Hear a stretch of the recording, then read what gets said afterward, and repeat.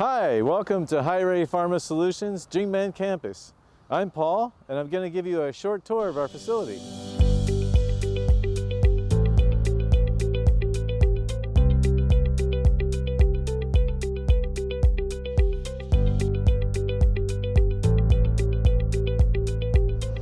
On our left is our office building and laboratory center.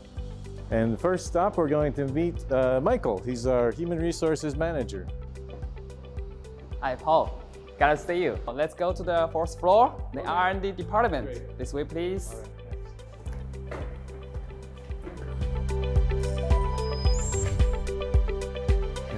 Thank you very much, Michael. Appreciate it. Okay. All right. Pleasure. Hey, now I want to introduce you to Jack. He's in charge of our research and development. Hi, Jack. Hi, Paul. Long time no see. Yeah, it's great to see you again. Okay. This is this flankers present our customer with their. Oh, that's great. Yeah, all over the place. Okay, wonderful. way, please. All right.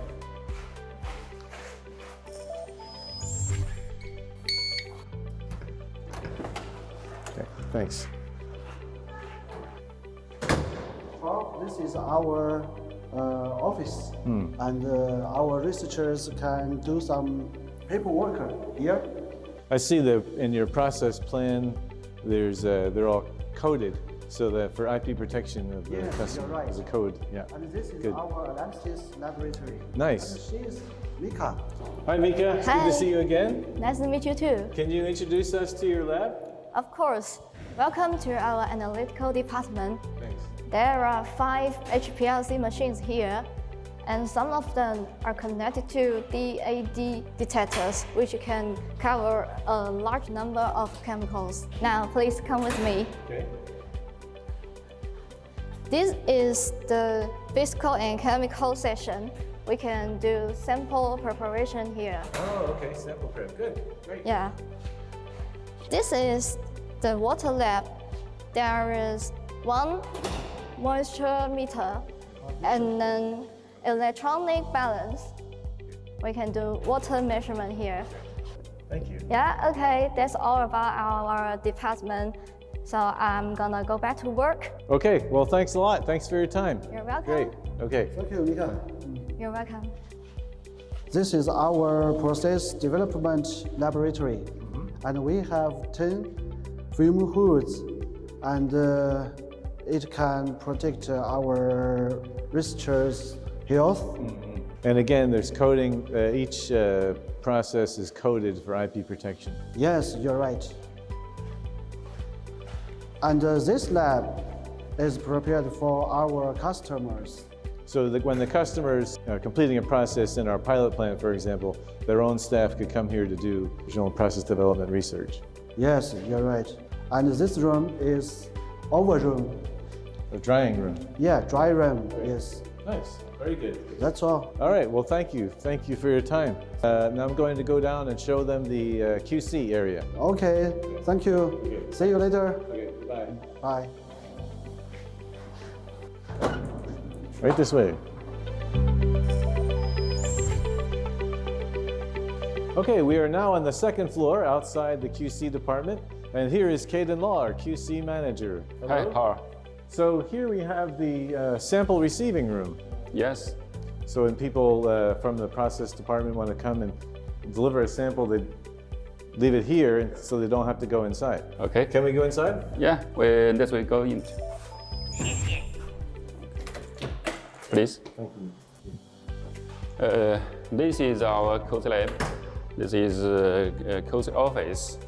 We had instrument lab and HPLC lab and GC lab and ICP-MS. We use MP3 to assure data integrity. Okay, great. Yeah. For the HPLC lab, currently I see 8 units, but I also see a lot of empty space. How many units will we have in the future? In the future, we should have 88 88. Yeah. Okay, great. in this room. Really, would you say that your department is all about making sure this company follows CGMP standards, is that right? Yes. And so you use Empower 3 for data integrity, and is there training for the staff as well? Yes, we have training. How often is the training? And every week, the new recruitments come in our company, which give trainings. Okay, all right, so as new requirements come in, you give more training. Yeah, that's amazing. Okay, at this time we're going to go down to the first floor and I'll get to show you the general room where we do our Hiray Talk and we have a cup of coffee. So now we're on the first floor and we use this beautiful space for receptions, for visiting guests, for training. And every 2 weeks we have a special seminar called Hiray Talk, where there's a topic related to work, related to health, safety, and environmental topics. Next stop on our tour is the central control room, the brain and heart of the Jingmen facility. Our friend Jenny here is going to introduce us to the place. Hi, Jenny. Hi, Paul. Let's go to the central control room together. Okay, great. This way, please. It's a very solid door for in case of emergency. Very strong. This is our central control room.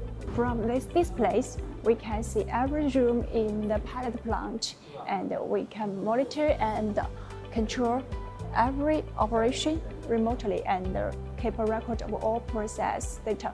Okay, so all the process data is logged for GMP purposes. Yes, Yeah, that's great. that's very important. Now, in addition to the central control, there's also a gas detection system, GDS, and SIS safety system as well. I see on the wall. Yes. Always for life, safety first, quality always, on-time delivery. So that's our philosophy here at Hiray. Yeah, that's right. And what's back here? Here is some of our emergency equipment. And these are firefighting equipment. Honeywell is a famous brand from America for this type of equipment. Yeah. Okay, thank you for showing us around the central control. At this point, I'm going to take the tour to see our pilot plant, Building 102. Okay, see you later. Okay, thank you. Okay, goodbye. Goodbye. Bye.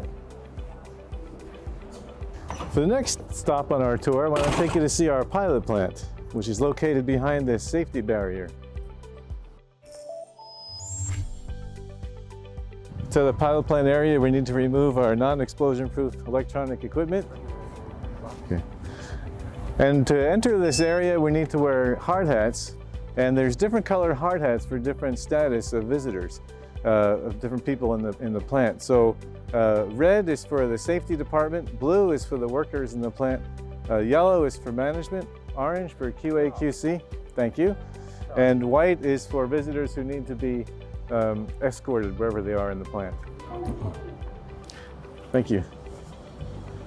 This is part of our firefighting equipment building, and over here we have our electrical supply facility. If for some reason the power goes out in this region, this area, this facility can supply power to the plant for 2 hours until the power is restored.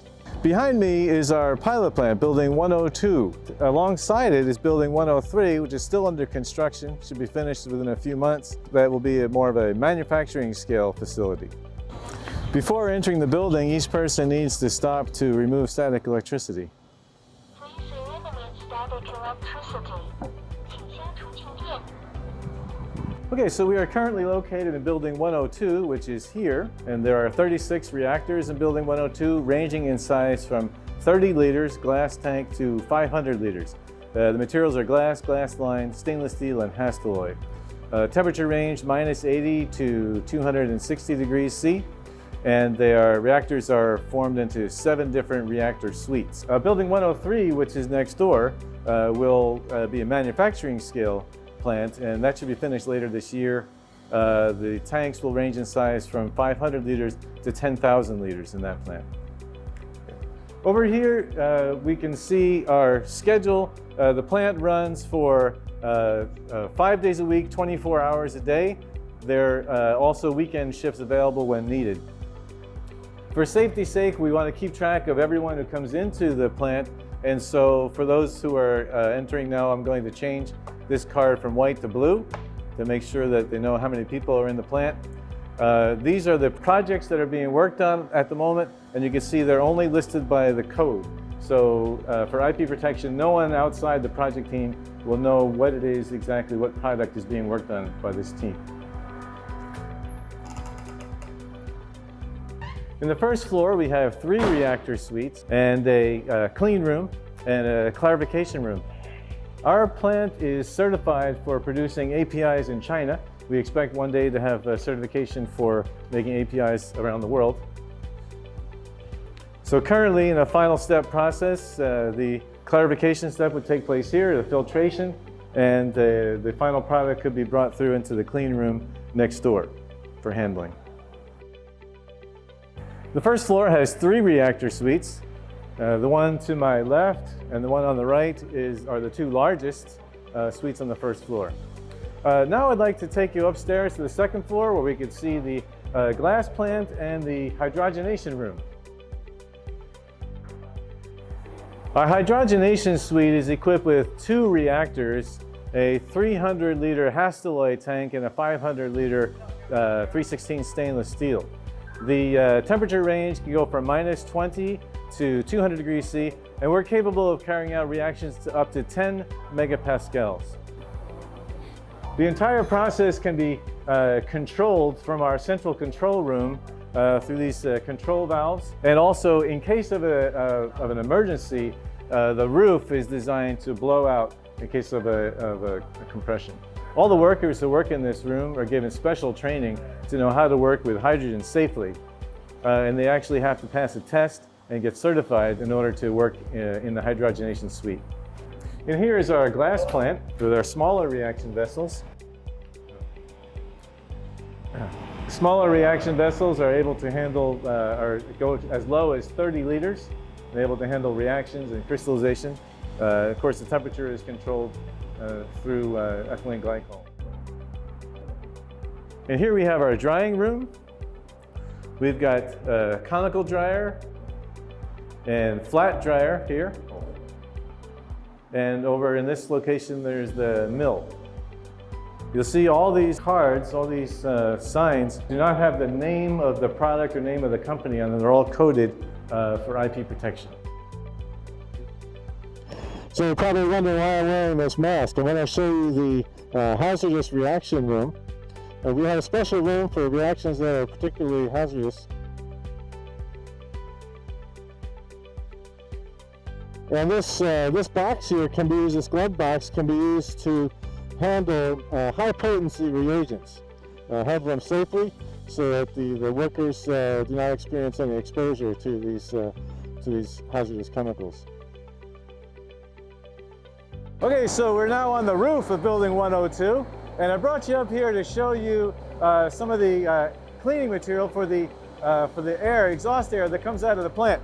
These are one of our scrubbers. There's a scrubber for gas that contains chlorine, and you see the pH. There's two scrubbers. The middle one, the pH is still 13. By the time it comes out, it's down below 9.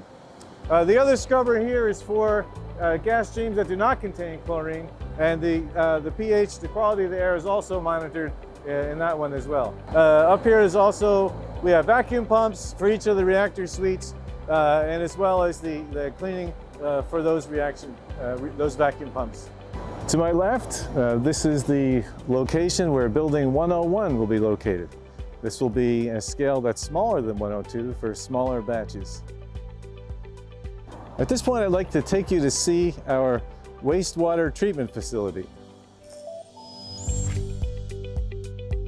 Over my head are the pipes that hold the wastewater that comes from our facility, both the pilot plant, the laboratory, and also in the future will include the manufacturing building 103.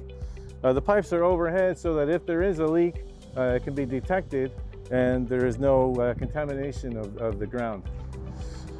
The wastewater treatment plant has various stages. The first stage is a pre-treatment. The wastewater is differentiated based on what it contains. The high salt or ammonia concentration streams are first treated in the evaporator. Those streams with high phosphorus are coagulated with polyaluminum chloride or polyacrylamide, PAC, PAM. Streams with high chemical oxygen demand, COD, are also treated with coagulation with PAC and PAM. And the last stage of the pre-treatment will be this Fenton oxidation tank, where there's a Fenton reaction, and finally with sedimentation, before moving on to the biological treatment area. In the biological treatment area, the streams are sent into one of two 600 cubic meters tanks for UASB, which would be upflow, anaerobic sludge blanket treatment. After UASB, there is microaeration, followed by a sedimentation process, and then we have hydrolysis and acidification. After hydrolysis and acidification, it then enters a two-stage anaerobic, aerobic process for biological phosphorus removal. And finally, when the water is finished with the AO process, it enters our clean water tank. And from here, if it meets our standards, the water is then sent to the the Sustainable Chemistry Industrial Park's water treatment facility, which is actually located directly across the street from us, using these overhead pipes going to the water treatment facility. The wastewater streams are continuously monitored for compliance with regulatory specifications. We measure chemical oxygen demand, COD, ammonium nitrogen, and also phosphorus content, as well as suspended solids and pH. And the data for the monitoring the wastewater streams is continuously sent to local regulatory authorities wirelessly, 24/7, 365. Our standards make sure that the COD is less than 650 milligrams per liter, and the ammonium nitrogen concentration must be less than 114 milligrams per liter. The suspended solids should be less than 115, and phosphorus is less than 1.56 milligrams per liter. pH between 6 and 9.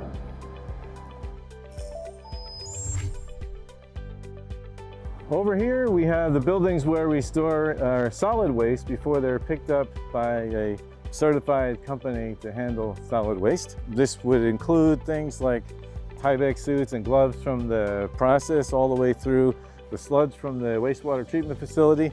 Anything that's solid needs to be sent away and stored in these secure buildings with the scrubber system on top in case there's any vapors that come out that need to be treated before sent out into the environment. Over here is where we locate where we put our raw materials before being used. Any reagents or special raw materials that need to be used in the processing will be stored in these buildings, depending on their storage conditions. If they need to be kept cold, or need to be kept out of light, or if they need to be protected. For example, if there are some materials that can be used in order to produce a controlled substance, they need to be handled specially as well. So we have a different building for each type of the raw materials that come into the facility. So for raw material storage, we have flammable liquid storage, general Class A reagent storage, cold storage for Class A raw materials. So this building is used to store materials that could be used to create a controlled substance. So you see there are actually two locks on this door. In order to open this door, two different staff members have independent keys, and they both need to open the door. They both need to unlock it in order to get in. And here is our loading dock, where raw materials are stored after arriving, and they're tested to make sure that they meet the standards for which we purchased them.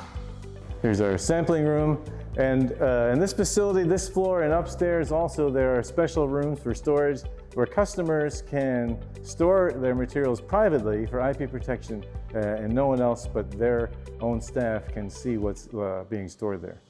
Here we have a place where once raw materials come into the facility, when they pass our quality inspection, they are held until being used in the process.